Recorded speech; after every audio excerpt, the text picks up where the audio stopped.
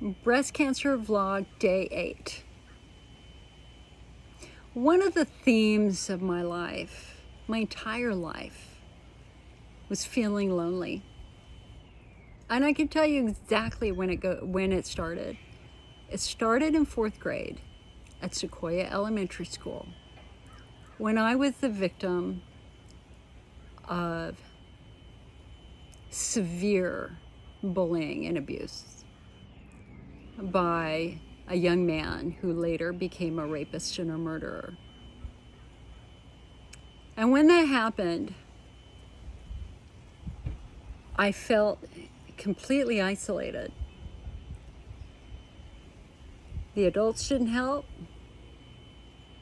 and the kids didn't help.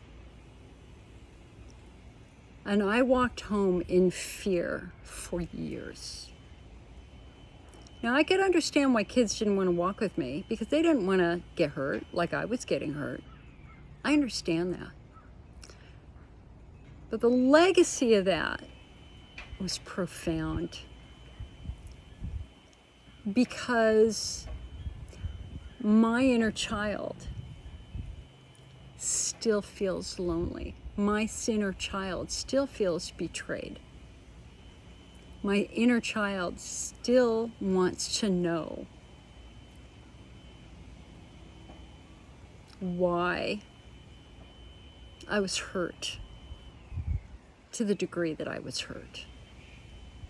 And so as life went on,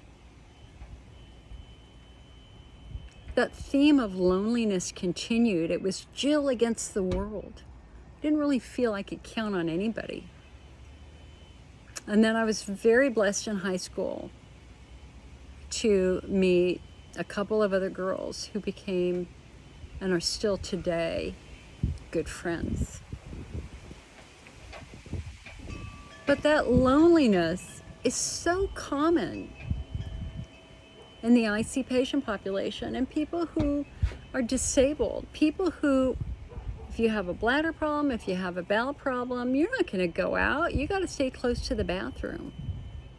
And of course, I had no idea that the bladder and bowel issues that I developed in my 20s were all related to childhood trauma and my central nervous system basically becoming extremely dysregulated.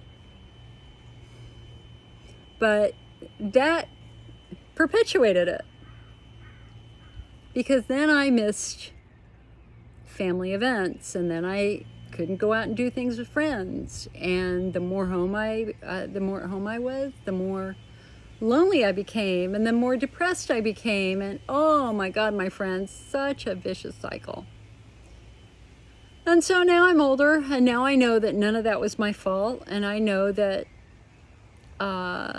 I'm not alone, and I have a fabulous family, and I have a small group of friends that I trust. It's really hard for me to trust because of that.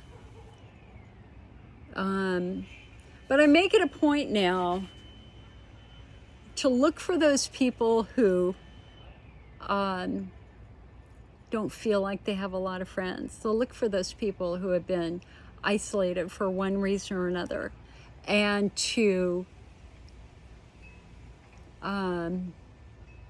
make sure that they understand that it's not their fault either. It's amazing here at the IC Network and the work that I do, now that we're doing something called phenotyping, and we understand that 30 to 40% of patients have a central nervous system issue that was really driven, in most likelihood, by childhood trauma.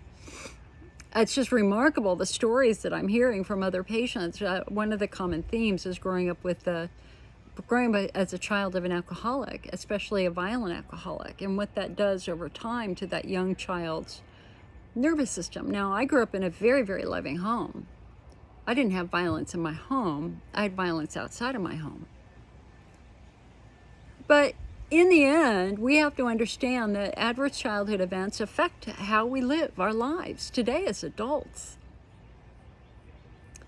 We have to understand that God didn't give us the skills to deal with this when we were born. We've got to learn new skills.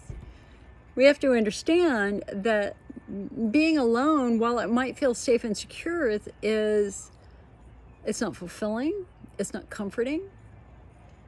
And that we deserve a life. You deserve a life. Now, listen, I'm an introvert. I'm not so much an extrovert. There's a part of me that loves being at home. I love a quiet day at home where I can craft and do what I love to do. But I also know that it's not healthy. That I need to be out and about too, and that I need to be with friends and family. And so for those of you who have reached out to me with really kind words about this breast cancer diagnosis, and for those of you who have called me and shared their stories, and or for those of you who come over and given me a hug, thank you so much. I know I'm not alone in this breast cancer journey for sure. But facing something like this alone is rough. So, if you have somebody in your life who's going through a major health issue, don't let them be alone. Go and help if you can. Ask them what they need. Ask them what you can do to brighten their day. And commit a random act of kindness. You know what? Make them their favorite cookies and go take it over and just surprise them. Just surprise them. And remind them that you're there too. And you want to help. And there's nothing more powerful than the power of a touch. So offer hugs frequently. All right, that's my tip for today. I'll see you guys later.